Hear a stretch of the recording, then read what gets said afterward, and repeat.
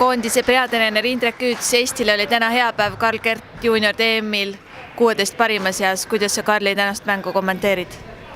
Karl mängis väga hästi oma mängu, et hoidis oma asjadest kinni, mida ta pidi tegema, mis oligi tema taktika ja ta suutis ta lõpuni teha. Väga hea võit Karlile. Mis see taktika oli, mis Saksa teise numbri vastu võidu tõi? No tõsta võimalikult vähe ja proovida võrgus ikkagi olla hästi kõrgel ja Karlil õnnestus võrka täna väga hästi. Karl homme mängib prantslase kolmanda setsuga Kristo Popoviga. Mis arvad, millised väljavaated homseks on? No ikkagi mängida oma mängu. Proovida, ega see Kristo Popov ei ole nii hea kui Merkle ja see esinumber, kõik esimene reket siin, et Karlil on kindlasti omad võimalused. 2 meie paari, naispaar ja meespaar said kokkuvõttes 17. koha. Kuidas sa nende tänast esitusi hindad? Paarid olid meil väga hästi mängitud, et tüdrukud said väga super võidu eile, et neil olid ka päris rasked vastased, mängisid ikkagi päris oma taseme välja, väga hästi mängisid. Poisid said eile natuke kergema võidu ja nemad on ka noored, et nende võistlus tuleb siin 2 aasta pärast.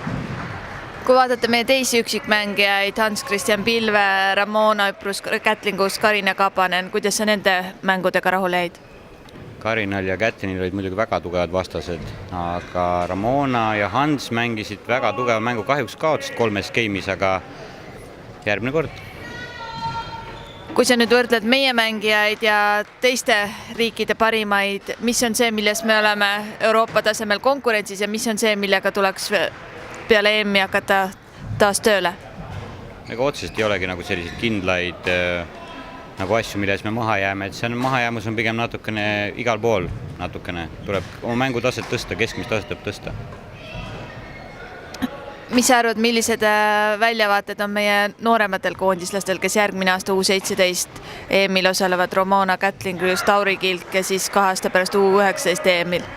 Kindlasti väga head, sellepärast, et ka nad praegu mängivad Euroopa turniir oma vanustes, ikkagi poolfinaalis, finaalis on mänginud, et see vahe noorteklassis, kas sa oled 14 või 18 on väga suur. Kindlasti neil on väga head variandid 2 aasta pärast. Aitäh! Palun!